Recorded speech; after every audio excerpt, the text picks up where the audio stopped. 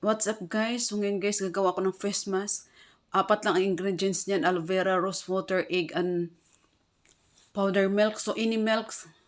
So may napanood ako guys kahapon sa TikTok. So ginaya ko. Then kaso sa TikTok, ano, ang gamit doon is virgin coconut oil. So wala kaming virgin coconut oil. So tinanggal ko. So pinalitan ko siya ng rose water. So dahil sa curiosity ko, so yan, kumuha ako doon sa garden ng aloe vera kasi marami kami dito ng aloe vera. Kasi ang pagkakaintindi ko sa aloe vera is for hair only yan. Sa buhok gagamitin lang. So dahil sa napanood, kaya yan. Sabi ko, gagayahin ko nga kung totoo ba talaga, kung kikinis ba ang ating mukha or gaganda ba tayo dahil sa ganyang ingredients. So yan durug-durug kong aloe vera. Yan, para siyang sipon. Yan siya hanggang na hindi lahat, kunti lang nilagay ko, isang lang cut. Yan. Yan, tinapon ko yung niya. Then, yan, dumidikit-dikit sa kamay ko, madulas. Yan, sunod, itlog. Ang sa itlog, yung white lang, nice, kasi ang white is nice for skin.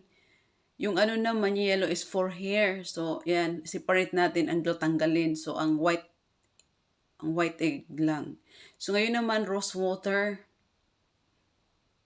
I think, ang rose water is like, hindi ko alam. Kasi mostly dito, ang rose water guys, dito sa Middle East, ginagamit nila yung pabango. Para siyang vanilla. So, inano ko na lang.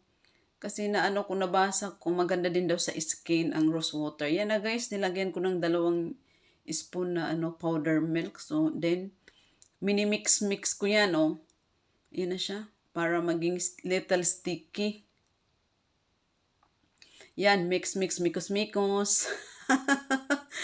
Mikos. Twink. Dito na siguro ako guys magka-jowa. Magka-asawa. O, sisi, tingnan nyo. Yan na. Hanggang na na talaga siya, na must na talaga siya. So, may gamit naman ako sa mukha. Pero dahil sa curiosity ko yan, ginaya ko lang, wala naman makukuha. Malay mo, diba? Dito na ako makapag-asawa. So yan, mikos, mga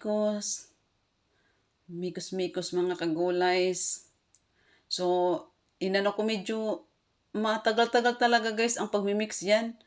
Na natin, i-apply na yan Nandyan ako sa bathroom kasi yan na, ina-apply ko na siya. So, yan na.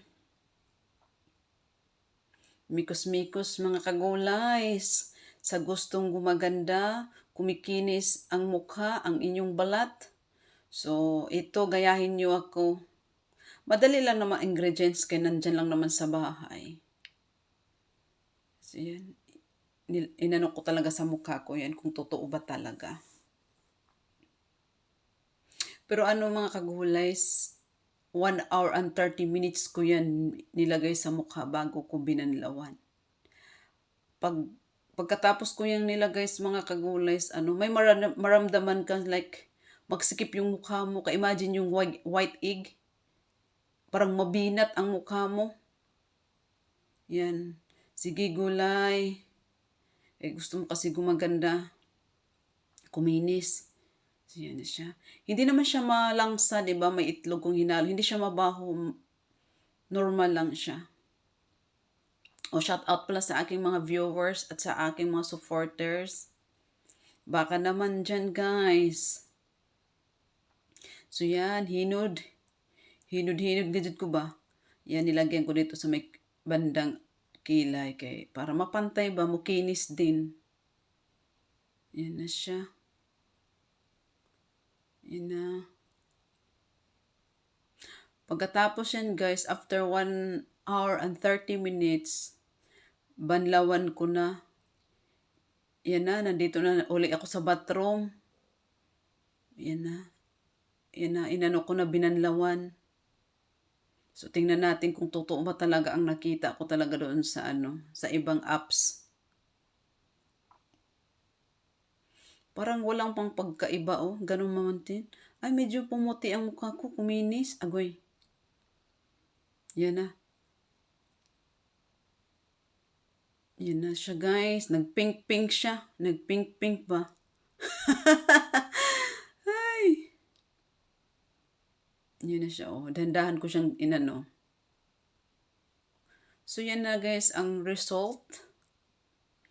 So, kung gusto nyo gayahin. So, gayahin nyo lang. So, medyo kuminis naman talaga siya. Isang beses lang. So, twice a week ako maglala, guys. So, yan lang po, guys. Thank you for watching. Bye-bye.